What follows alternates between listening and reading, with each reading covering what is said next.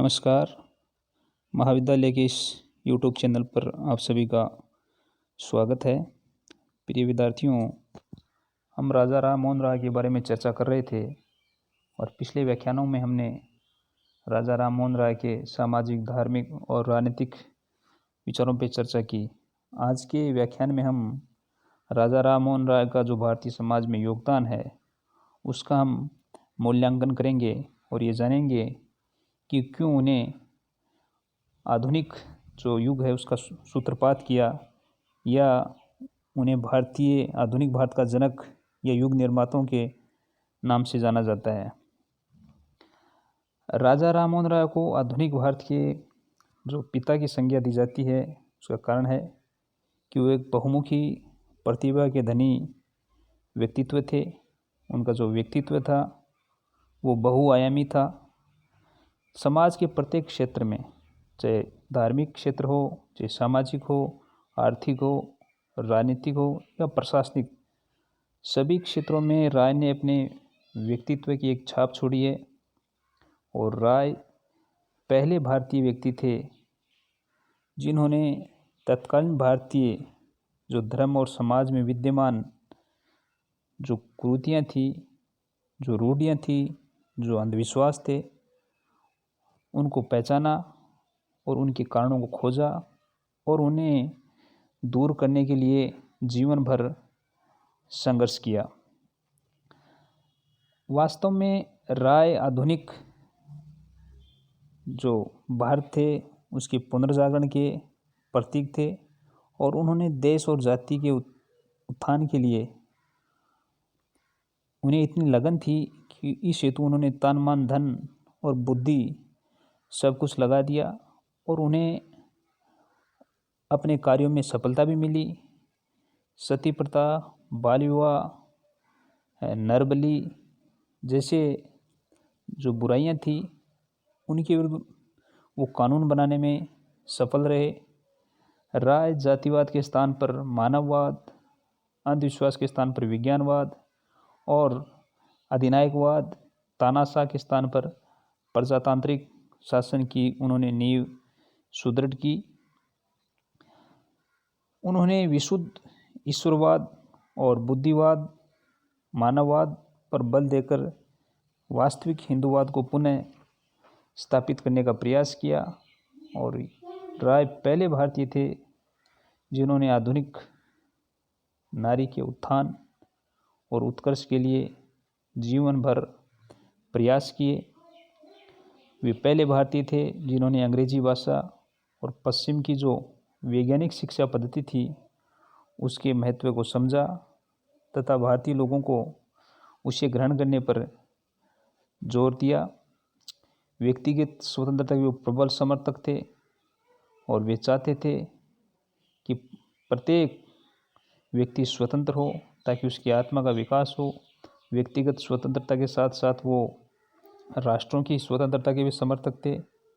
वे निरंकुश शासन के स्थान पर संवैधानिक शासन का राज समर्थन करने वाले पहले भारतीय थे। इसके साथ ही वो शक्ति पृथक्करण पर भी उन्होंने बल दिया। भारत की न्यायिक राजस्व संबंधी जो पद्धतियाँ थी उनमें सुधारों की मांग की।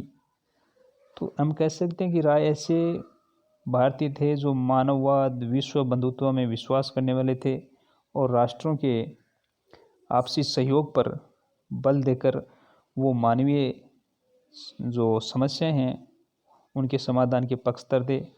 और इन्हीं कारणों से राय को आधुनिक भारत का पिता कहा जाता है। तो अब हम जो उनके मुख्य जो सुधार हैं, जो उनका योगदान है, उन पर चर्चा करेंगे कि उनका क्या योगदान रहा। तो राय का आधुनिक भारत का पिता कहे जाने का पहला जो हम योगदान कह सकते हैं कि जो कुरीतियाँ थी उनका निदान और निवारण में उन्होंने अपना जीवन भर संघर्ष किया। क्योंकि राय के समय भारतीय धर्म और समाज में अनेक प्रकार के अंधविश्वास, कुरीतियाँ या कर्मकांड थे, लेकिन उनसे पहले किसी ने भी उनके निवारण के लिए संघर्ष नहीं किया। उन कुरीतियों के साथ जूझने का साहस किसी ने नहीं किया। तो आधुनिक समय में राजा राम मोहन राय पहले भारतीय थे जिन्होंने धार्मिक और सामाजिक जो बुराइयां थी उनको पहचाना, उनके कारणों का पता लगाया और उनके निवारण के लिए संघर्ष किया और जनता को तैयार किया, जनमत जागृत किया।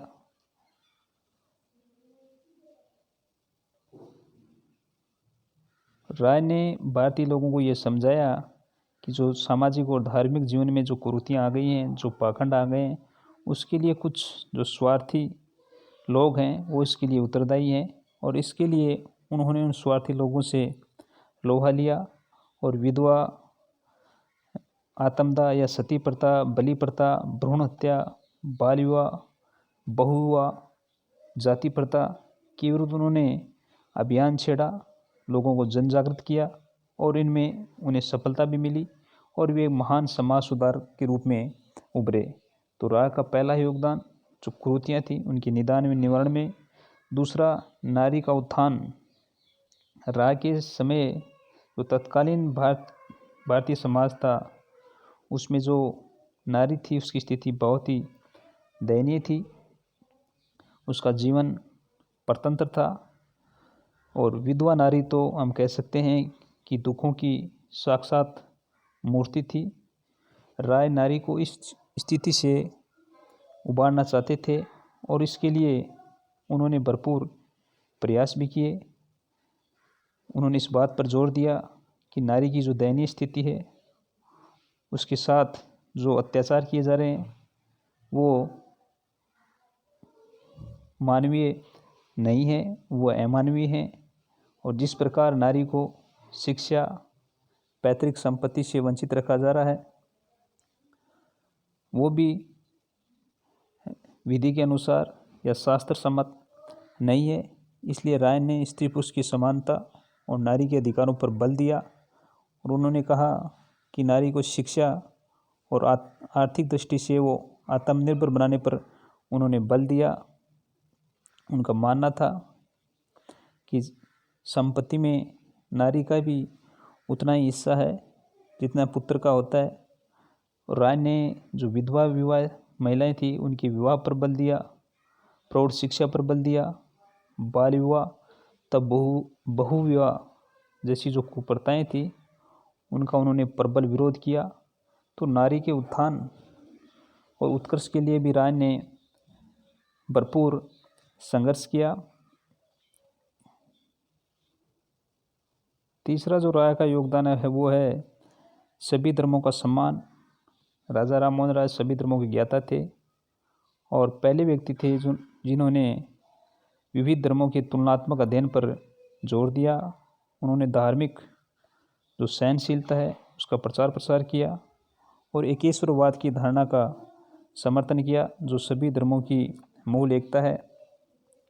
उनका मानना था कि भारतीय समाज में जो बहुदेववाद की धारणा आ गई है उसके कारण भारतीय समाज विभिन्न वर्गों में, विभिन्न जातियों में बंट गया है। इसलिए उन्होंने एकेश्वरवाद का समर्थन किया और साथ ही मानव जाति को एकता के सूत्र में पिरोने का कार्य किया। उन्होंने कहा कि जो अंधविश्वास भारतीय समाज में आ गए हैं उसके लिए जो बहुदेववाद की जो धर्मांधता है वो भी उत्तरदायी है,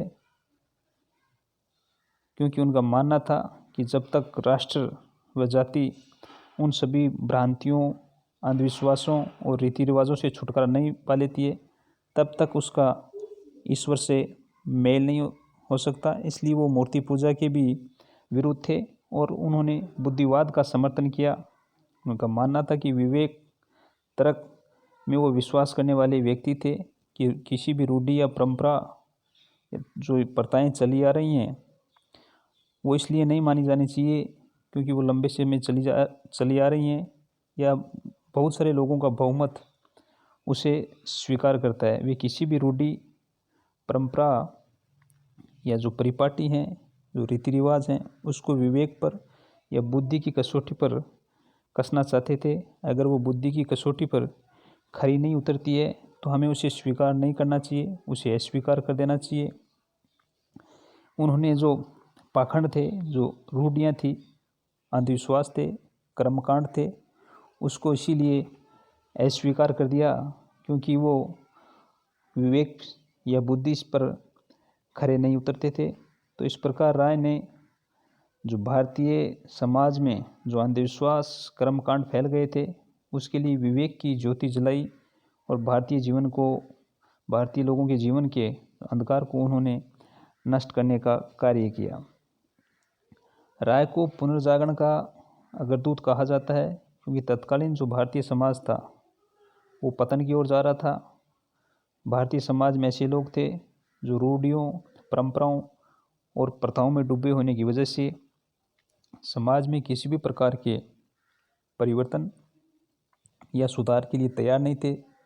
और दूसरी ओर वे लोग थे जो भारतीय धर्म और संस्कृति को हीन समझने लगे, क्योंकि उन पर पश्चिम की जो संस्कृति थी या ईसाई धर्म का रंग चढ़ने लगा।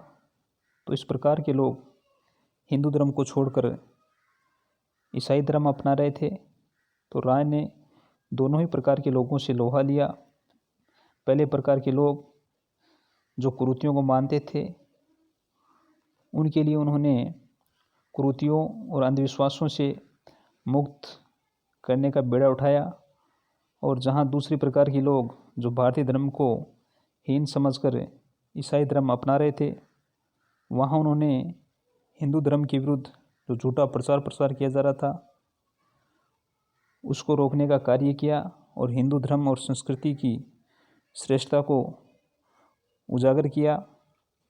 वही भारतीय पुनर्जागरण का उनका संदेश था। इसीलिए राय पुनर्जागरण के अग्रदूत थे। और जो ब्रह्म समाज की स्थापना थी, वो इसका हम कह सकते हैं कि एक प्रथम चिन्ह था। राय शिक्षा पर बल देते थे। उनका मानना था कि शिक्षा का जीवन में बहुत महत्व है और शिक्षा ही अंधकार और अन्याय से लड़ने का एकमात्र साधन है।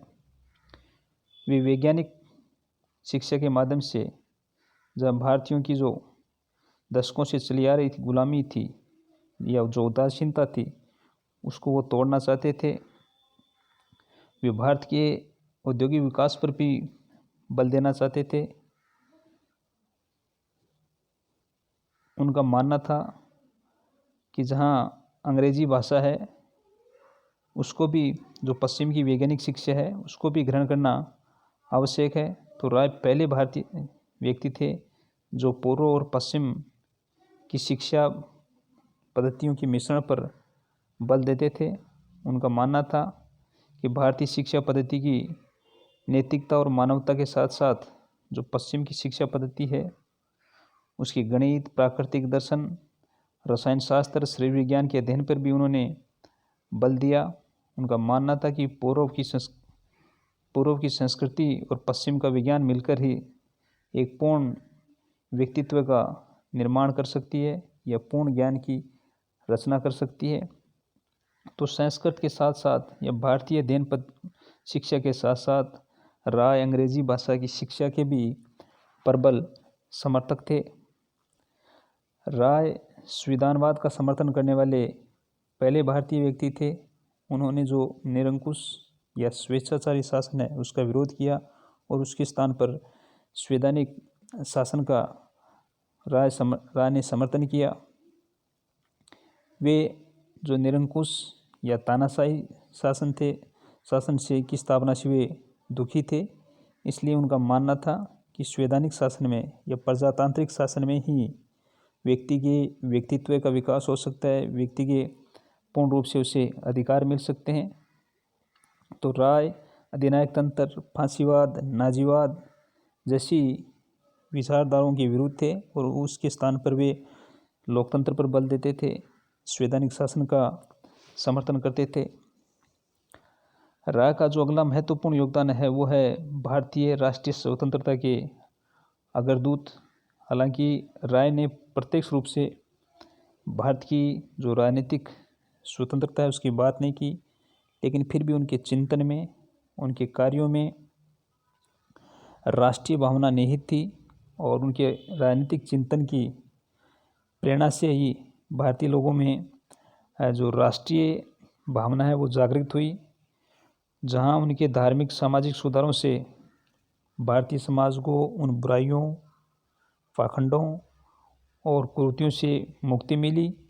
और वहीं उनके धार्मिक जो कार्य थे उनसे भारतीय धर्म और संस्कृति की श्रेष्ठता का एहसास भारतीय लोगों को हुआ।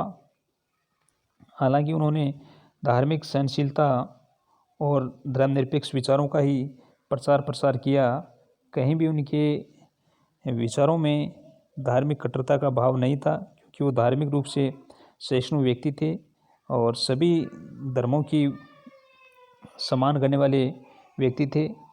तो राय ने व्यक्ति की व्यक्तिगत सम्मान के लिए स्त्री पुरुष की समानता पर बल दिया और साथ ही उन्होंने नागरिक अधिकारों, विचारों की अभिव्यक्ति, प्रेस की स्वतंत्रता की वो प्रबल समर्थक थे।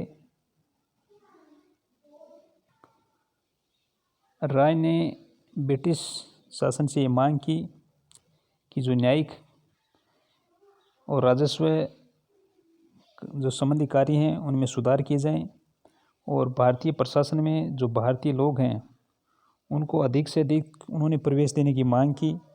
साथ ही उनका मानना था कि ब्रिटिश सरकार को भारत पर खर्च घटाने के लिए जो ऊंचे वेतन वाले अंग्रेज़ अधिकारी हैं उनके स्थान पर भारतीय लोगों को नियुक्त किया जाना चाहिए।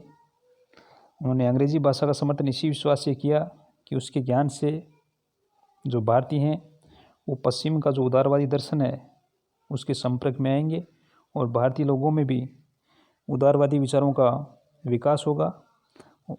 जब पश्चिम के लोगों के संपर्क में आएंगे तो भारत के व्यापार में बढ़ोतरी होगी और पश्चिम के जो शिक्षा है वो विज्ञान पर आधारित होने के कारण भारत में लोगों को उद्योगों के विकास, नौकरियों में उनके अवसर हैं वो अधिक बढ़ेंगे। तो इस प्रकार राय राष्ट्र की स्वतंत्रता के लिए प्रत्यक्ष रूप से तो उन्होंने समर्थन नहीं किया, लेकिन फिर भी भारतीय राष्ट्रीय स्वतंत्रता के हम अग्रदूत उन्हें कह सकते हैं।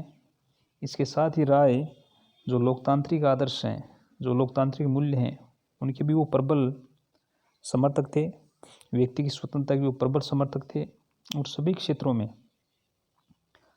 राय व्यक्ति को स्वतंत्रता देना चाहते थे। स्वतंत्रता, समानता, भाईचारे में उनका अटूट विश्वास था। वो अंतर्राष्ट्रीयवादी और मानवतावादी विचारक थे। विश्व बंधुत्व की भावना में विश्वास करते थे। उनका मानना था ये जो समस्त मानव जाति है वो एक ही परिवार है। भिन्न भिन्न राष्ट्रों में रहने वाले लोग, जातियाँ एक ही परिवार की शाखाएं हैं। इसलिए वो विश्व के राष्ट्रों में आपसी विश्वास और बंधुत्व की भावना पर बल देते थे। राय ने अंतर्राष्ट्रीय सहयोग की भी आवश्यकता को अनुभव किया और उन्होंने अंतर्राष्ट्रीय सहयोग पर बल दिया। उनका मानना था कि जो अंतर्राष्ट्रीय समस्याएं हैं उनके लिए शांतिमय साधनों से उनका समाधान होना चाहिए और सभी राष्ट्रों के साथ सद्भाव और न्याय के साथ अंतर्राष्ट्रीय समस्याओं का सद्भाव होना चाहिए। तो इस प्रकार सारांश रूप में हम कह सकते हैं कि भारतीय राजनीतिक चिंतन के इतिहास में जो राजा राम मोहन राय है उनका योगदान एक महान धर्म सुधारक, एक राष्ट्रभक्त, राष्ट्रीयता की प्रबल समर्थक, पुनर्जागरण के प्रतिनिधि, नारी उत्थान के प्रतिनिधि और पूर्व तथा पश्चिम जो संस्कृति है उसके महान समन्वयक के रूप में उनके विचारों को हम जान सकते हैं। तो आज के लिए इतना ही। धन्यवाद।